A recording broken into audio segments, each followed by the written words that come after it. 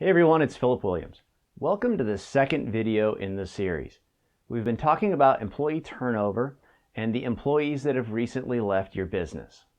If you want to figure out why you have operational problems, one of the first things that you've got to understand is the strength of your team, and looking at how many employees have recently left helps us begin to get a feel for that.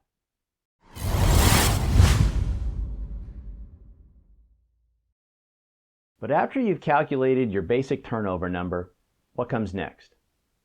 The next thing that we want to understand is the strength and quality of those employees that have recently left. To understand this, we need to take a look at how long they stayed before they left. The second piece of information that I ask for regarding the people who don't work for you anymore is the employment stop and start dates for each of those employees who have left in the last 24 months. This gives me an idea of how deep and how far back issues you might have with managing people might run. It also gives me a feel for whether or not you have issues with onboarding new employees. We never look at just one single data point though. We want to see the trends and be able to spot any changes that you have made in your hiring, your management style, or your policies.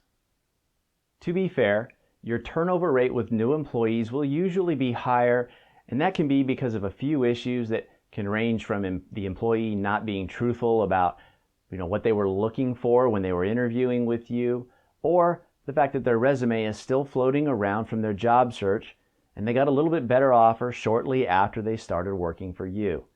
Or maybe your interview process needs work. Or it could be something else. It's early in our questions and we still have a lot of questions to ask. The next thing that I look at in this data is how long the senior folks stayed with you before they left. I want to know if people generally tend to stay with you for many years.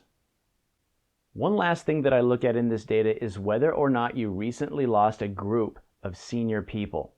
If you did, I'm going to want to know why. Looking at all this information, I'm going to go person by person and ask why each one of them left. The whys are important. We'll need to separate out the things that you can control from the things that you can't. Things you can control are your management techniques. The things you can't control are the personal life and events that we all go through, like the loss of a loved one or a spouse that gets relocated by their employer. As I'm looking at your business, I'll have this information in mind when I'm looking at things like your profitability. Maybe you've lost a key person and you didn't have a backup plan. Maybe it's something else. In the next video, we're going to talk about the strength of the team members who have recently left.